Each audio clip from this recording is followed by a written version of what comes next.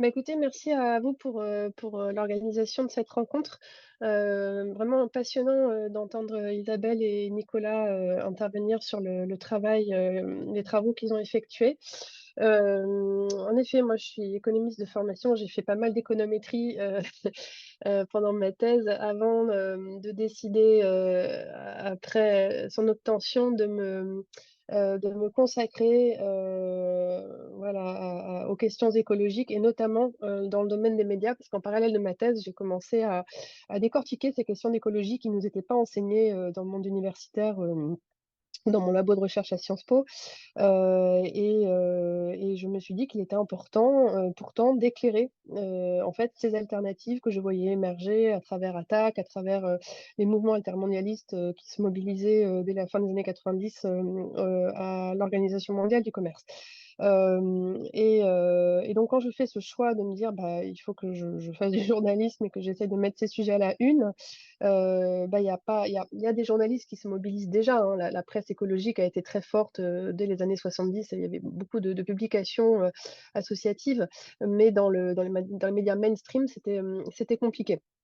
Et donc, ma question a toujours été de se dire, comment est-ce qu'on fait exister, voilà, le débat, autour de ces enjeux climatiques, du vivant, des limites planétaires, dans la presse, et dans le monde des médias? Et donc, j'ai été amenée à travailler pour de nombreuses rédactions, mais en 2014, je décide de faire, de cette question un sujet d'enquête, donc ça va bientôt faire 10 ans.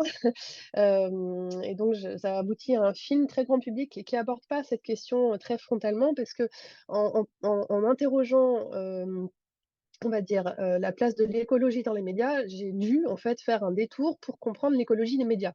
C'est-à-dire que, une de mes réponses était de comprendre que le système médiatique dans son ensemble, et c'est un peu ce que, on peut voir aussi dans les travaux de Nicolas Hervé, bah, empêche, l'émergence de cette parole. Alors pour tout un tas de raisons, mais qui sont essentiellement liées, au système économique, de la presse, et notamment aux actionnariats, mais aussi, aux annonceurs. Et donc ça, c'est voilà, c'est quelque chose que j'ai plus détaillé dans le livre «Les médias, le monde et nous». Voilà, donc en fait, aujourd'hui, mon travail, c'est à la fois, de continuer de scruter, l'évolution de la parole médiatique, du traitement médiatique de ces enjeux, mais c'est aussi de sensibiliser les gens, à l'origine informationnelle. Parce qu'en fait, aujourd'hui, bah, je vous l'apprends pas, mais il y a pléthore de supports. Donc là, on a parlé du monde audiovisuel, mais sur les réseaux sociaux, il y a énormément de gens qui se détournent de l'information, qui sont fatigués, qui vont s'informer, voilà, autrement sur des supports alternatifs, personne n'a le même régime informationnel. Et donc, on n'a plus de moments de débat, vraiment en commun. Il y a encore l'influence certes de certaines émissions de télé qui touchent du monde, mais ça devient plus compliqué et c'est important d'expliquer qu'on a le choix et qu'en fonction de ces choix que l'on fait, on va avoir, une information, une perception différente des choses. Et là-dessus, j'étais contente, si ça vous intéresse, de regarder un peu les travaux faits par, notamment David Chavalarias au CNRS, qui montre que l'information qui circule sur certains réseaux sociaux, type, X, anciennement Twitter, c'est, justement, un espace où certains, comptes, vont, relayer des thèses, voilà, souvent, qui avant étaient anti-vax, maintenant se mettent un peu sur ces questions, d'écologie en relayant pas mal de paroles de sceptiques, qu'on appelait plutôt les négateurs du climat. Bref, Alors, en tout cas, vous m'entendez? jag gick inte sin fråga till dig. Ah. Il y a Il quelqu'un, faut Rémi refermer Lazeille a son les micro, micros. ouvert, donc on vous entend. Bref, bon, ce travail, le film a été diffusé à l'étranger, mais dans la presse française, j'ai jamais réussi à faire passer mon film, à la télé, alors qu'il a été diffusé en Belgique, en Suisse. Donc j'ai fait un tour de France, j'ai rencontré énormément de monde avec ce film. Le livre, c'est voilà, a fait son petit bonhomme de chemin, même si, voilà, le confinement n'a pas aidé. Et en fait, il s'est passé aussi quelque chose, là, ces dernières années qui est assez intéressant. Donc moi, mon travail a été publié, et diffusé en 2019. J'avais encore l'impression de prêcher un peu dans le désert. Heu avec ce que j'expliquais. Mais il y a eu, en fait, une multiplication des étés caniculaires, On a aussi, eu des marches climat, une démission d'un ministre, voilà, Nicolas Hulot, en direct sur France Inter qui, en interne au sein de la rédaction a bouleversé un petit peu certaines choses et a fait qu'il y a eu une espèce de prise de conscience, voilà, donc un électrochoc et tout ça s'est un peu cumulé, jusqu'à la publication du 6e rapport du GIEC, occulté par l'arrivée de Messi au PSG, et un film, Don't Look Up, qui il y a 2 ans, va en fait, cette conjonction de petits événements va provoquer la création de collectifs citoyens qui vont se dire: «Mais c'est vrai, nous on est convaincus, mais si on regarde, les médias mainstream, audiovisuels, encore regardés par la majorité des Françaises et des Français, en fait, ils ne parlent pas suffisamment, ou ils n'en parlent pas suffisamment bien, de ces questions, d'écologie, de climat, et donc nous devons les interpeller». Donc là, c'est pas une comète qui est en train d'arriver, c'est le changement, climatique, c'est l'extinction du vivant, et comment se fait-il que nos médias, ne le traitent pas à la hauteur des enjeux? Donc plus de climat dans les médias, Quota Climat, voilà, commence à devenir actif sur les réseaux sociaux, à scruter quotidiennement ce qui se fait essentiellement à la télé, mais Quota Climat va un petit peu plus loin sur d'autres supports. Ils distribuent un peu les bons et mauvais points. Moi, je les rencontre assez tôt en leur disant: «Mais génial, jamais je n'ai vu une organisation, citoyenne, interpeller la presse» et c'est important parce que nous, de l'intérieur, on peut faire un certain travail, mais c'est aussi parfois à nos dépens, hein. Moi, en tant que freelance, n'ayant pas fait d'école, portant l'écologie, j'ai un peu subi aussi tout ça, à me prendre des vents ou à pas forcément être entendue, hein. C'est un système de la presse, c'est un peu un égrégore assez fermé à sa manière et donc on se rencontre et il faut aussi leur expliquer comment fonctionne la presse et les médias. Comment est-ce qu'on programme une émission? Voilà, Nicolas Hervé vous parlait des animateurs, des animatrices, du rôle de la chaîne, mais derrière, quand on fait une émission, il y a aussi tous les programmateurs qui travaillent dans les boîtes de production, qu'il est aussi possible d'interpeller, enfin voilà, il y a en effet toute une mécanique derrière, qu'il est intéressante qui est intéressant de décortiquer. Et donc ça va commencer à faire bouger un petit peu les lignes et donc j'ai renforcé, une rédaction là, une jeune rédaction qui s'appelle Vert, au moment des présidentielles et eux voulaient faire un manifeste, pour voilà, justement en appeler à une sorte de sursaut, entre citoyens, scientifiques et journalistes et finalement, je suis amenée à coordonner, un travail autour de cette idée et les personnes que je rassemble, à cette occasion, issus de médias très différents, historiques comme Reporter ou radio, télé, France TV, France Info, ou de médias alternatifs, comme Blast, La Relève et La Peste ou autres, plus des indépendants, comme Sophie Rolland, voilà, qui est une ancienne de Cash et d'Envoyé spécial.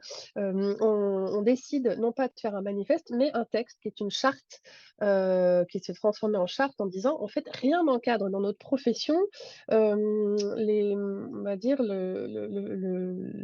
la notion de couverture, médiatique, adaptée aux enjeux du siècle. Là où d'autres professions, je sais pas moi, dans le monde de la cuisine, de l'architecture, de l'urbanisme, dans d'autres secteurs ont été amenés à se donner un cadre pour mieux intégrer, les contraintes, ben, dans notre métier, personne, aujourd'hui, ne n'a donné, en fait, de cap pour que l'ensemble de la profession se mette, à la hauteur de ces enjeux et change sa couverture éditoriale.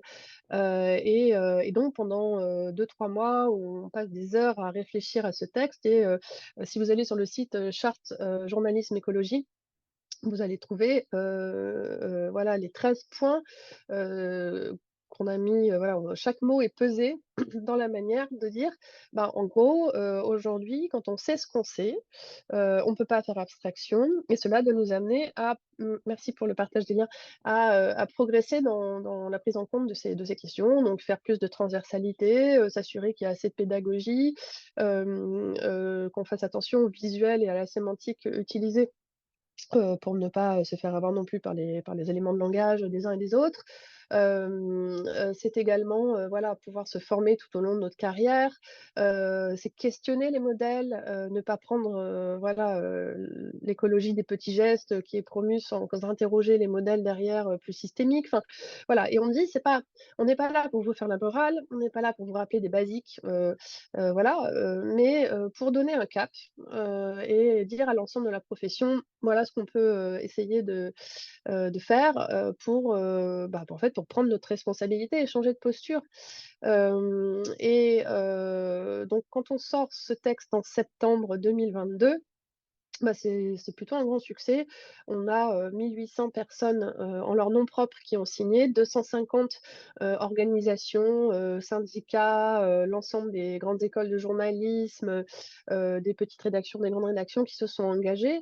On ne suit pas quotidiennement ce que font ces rédactions, bien entendu, mais voilà, elles se sont engagées en tout cas à signer cette charte et les journalistes qui l'ont signée peuvent s'en emparer en interne, pour faire valoir, voilà, certains principes. Donc là-dessus, c'est plutôt bien et puis pour une majorité des personnes qui l'ont signé, c'était aussi une façon d'auto-valider des pratiques qui étaient déjà là. Donc de se conforter et aussi d'avoir envie d'aller, un petit peu plus loin. Voilà et faut savoir que cette charte sort, 15 jours, pardon, 15 jours après les annonces, de Radio France, qui annonce faire son tournant écologique. Et ensuite, de nombreux médias, comme Sud-Ouest en janvier 2023, Ouest France, en février, La Montagne là récemment, mais aussi, France TV, TF1, Altis Média et cetera. Beaucoup de rédactions, ont aussi, pris un certain nombre d'engagements. Notre charte, elle est, on va dire plus exigeante que certaines d'autres parce qu'elle, elle vise aussi directement, les annonceurs, le modèle économique des médias, voilà, il y a des pratiques qui pouvaient en gêner certains. Après, que les gens l'aient signé ou non, l'essentiel c'était de créer du débat donc voilà, moi j'étais pas à cheval sur cette idée de signer, mais il y a eu en tout cas une sorte de bascule, en tout cas une prise de conscience, qui a participé, voilà à la mise en place et ça, je peux vous dire que j'y ai consacré mon année. C'était pas vraiment prévu au départ, mais ça s'est présenté ainsi, à la mise en place d'un certain nombre de formations. Donc là, aujourd'hui en France, on doit être une bonne dizaine de journalistes à former nos pairs. Moi, cette année, je crois que j'ai dû former 300 journalistes à peu près. Chez Milan, Presse, par exemple, qui fait de la presse jeunesse, qui est déjà bien convaincue. Dans des rédactions comme Sud-Ouest, ou La Nouvelle République du Centre-Ouest, France TV. J'ai des confrères, consoeurs qui ont formé, Le Parisien. Ouest France, des rédactions aussi, en Belgique, en Suisse, enfin, il y a une vraie demande, avec, des journalistes dans les rédactions qui disent: «Bah, oui, on en a entendu parler, mais en fait, on est à la ramasse. On ne sait pas trop, on comprend pas et surtout on a envie de progresser». Voilà, donc en fonction des rédactions, il y a une envie. Certains le font de manière volontaire, d'autres pas. Moi, en ce moment, je forme notamment les équipes de Lagardère et Lagardère, il faut savoir que, eux, leur façon d'entrer dans le sujet, c'est l'Arcom. C'est un peu ce qu'expliquait, Nicolas Hervé sur le pluralisme, dans les médias. Il y a la loi, la loi, mince, il y a la loi climat, qui, a abouti en juin 2022 à la, création d'un contrat climat, développé par l'ensemble des acteurs de l'audiovisuel et de la publicité et l'Arcom. Et donc, Lagardère avec, Europe 1, Europe 2, RFM et sa régie pub ont signé ce contrat climat. Donc ça encadre leur façon de traiter l'écologie et ils ont envie de faire ruisseler ça sur l'ensemble des rédactions, Team JDD, bon, donc moi avant de travailler avec Lagardère, je connaissais pas, ce contrat climat. Voilà et là, bon, pour le coup, ça c'est une injonction, donc tous les journalistes sont censés suivre ça. Le problème, c'est que, bon, voilà, je sens que c'est j'y suis, mais c'est un peu compliqué. Voilà, mais je découvre qu'à l'intérieur de ces rédactions, il y a la vraie volonté d'y aller. Des rédactions comme Paris Match, par exemple, font quand même, une couverture intéressante de ces questions. Des journalistes comme, Anne Le Gall, historiquement font de très beaux reportages, mais parfois ils sont pris dans des injonctions contradictoires, il faut le reconnaître, d'une direction qui va faire des unes, voilà, qui parfois vont stigmatiser l'écologie. Mais ça arrive chez eux comme ça arrive dans d'autres rédactions, et c'est là, que c'est important de comprendre, que l'écologie est devenue un sujet de clivage, d'une bataille, culturelle. Et donc, si vous souhaitez approfondir ces questions, outre le travail, que fait par exemple, Isabelle sur les questions de sémantique des mots de la haine, avant ça, c'est Stéphane Aurel, Stéphane Foucart, journaliste au Monde et Sylvain Laurence, le sociologue, qui ont fait tout un travail, pour expliquer comment la science et notamment la science et l'écologie, deviennent voilà, un espace, où il y aurait une bonne science et une, science. Il y a eu une tribune là qui s'appelait les No Fake Science qui avait été publiée par des personnes qui voulaient défendre plutôt le nucléaire et les pesticides, qui, auraient tendance à stigmatiser, voilà des idées un peu plus progressistes, sur ces questions. Et donc ils ont raconté tout ça dans Les Gardiens de la raison, qui est un ouvrage, moi, que je conseille à tous mes étudiants, et où on voit très bien la mécanique à l'œuvre entre, certains experts, certains journalistes, certaines chaînes, certaines maisons d'édition. Voilà, on parlait des éditions de l'Observatoire, clairement, en effet, voilà. Et quand on lit ce type d'ouvrage, quand on travaille vraiment sur la mécanique des médias, je peux vous assurer que quand moi je vois un auteur, sa maison d'édition, les supports dans lesquels il intervient, je me dis: «Il y a une mécanique à l'œuvre». Je dis pas que c'est téléguidé, mais il y a il y a des rapports de force, il y a des choses qui sont faites, il faut être assez conscient de ça. Voilà, cet ouvrage-là, pour moi, est essentiel pour comprendre aussi, comment peuvent être orchestrés de manière très polémique, certains débats. Alors sur le nucléaire, c'est largement documenté, hein, avec beaucoup d'agressivité à l'encontre des journalistes qui essayent d'en parler, voilà. Il y a, également sur la question du glyphosate, où en fait la teneur du débat est vraiment impactée par, des réseaux, qui, s'emparent de logiques de propagande.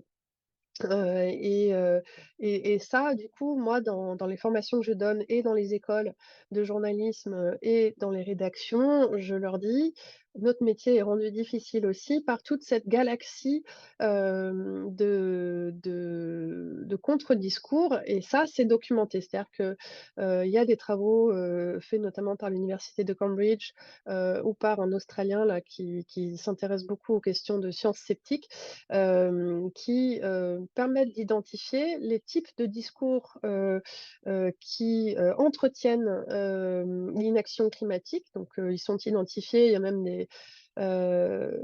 même des infographies, très illustrées, assez rigolotes, pour montrer, voilà, les types de discours, entre ceux qui sont très catastrophistes, entre ceux qui disent que ça va peser sur les plus faibles, enfin, voilà, et ceux qui vont faire du cherry picking d'arguments, et cetera.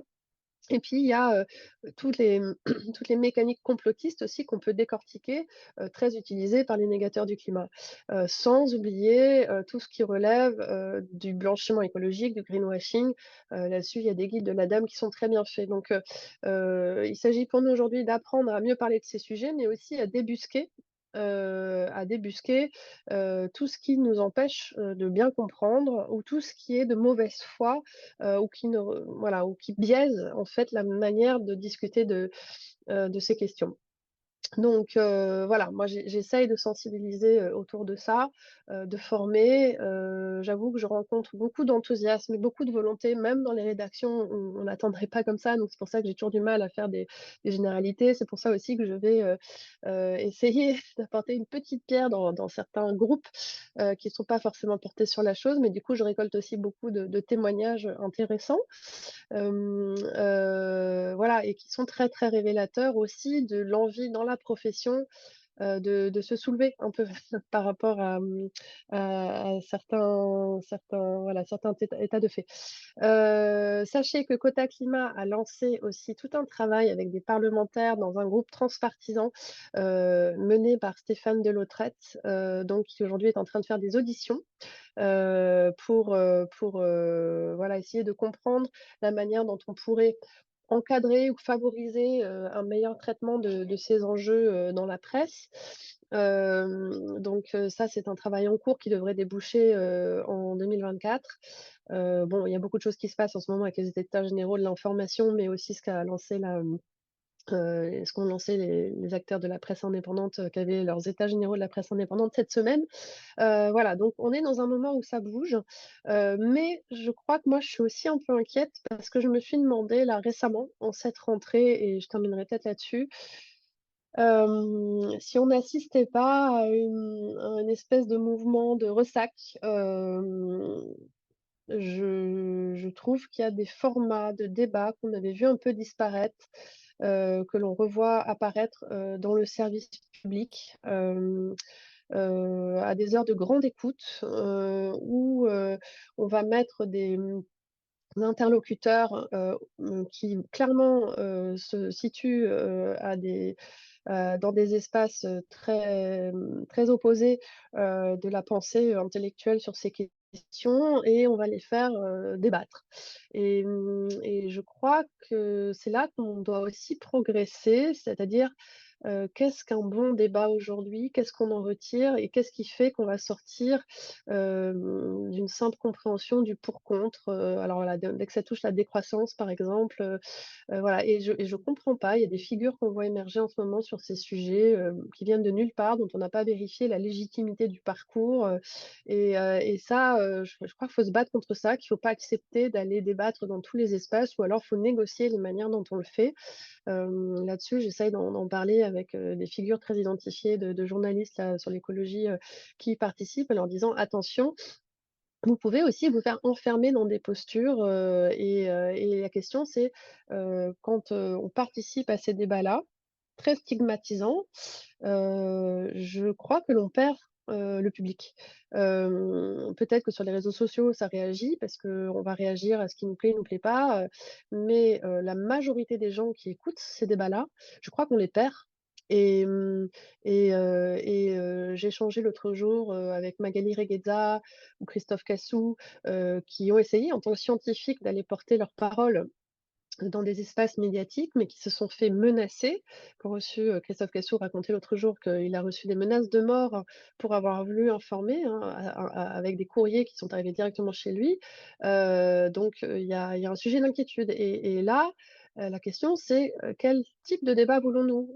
Le débat n'est pas du combat. Donc qu'est-ce qu'on fait pour bien mener une conversation, pour engager un dialogue et pour éclairer correctement les gens? Et donc moi là, il y a vraiment quelque chose que j'ai envie d'explorer sur, cette manière qu'on a de présenter les choses et je crois que c'est ce qui manque terriblement, mais c'est à l'image de notre société aujourd'hui, très clivée, et hélas, je trouve que l'écologie, bah, tombe là-dedans. Hem Il va falloir qu'on arrive à s'en soustraire, et à contourner, la manière dont c'est orchestré.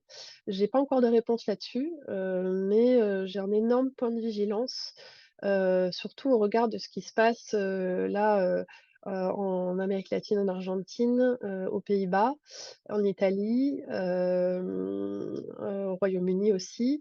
Voilà et je pense que cette rencontre que vous organisez est bienvenue, qu'il y a beaucoup de choses à dire et qu'il est important d'approfondir tous ces points.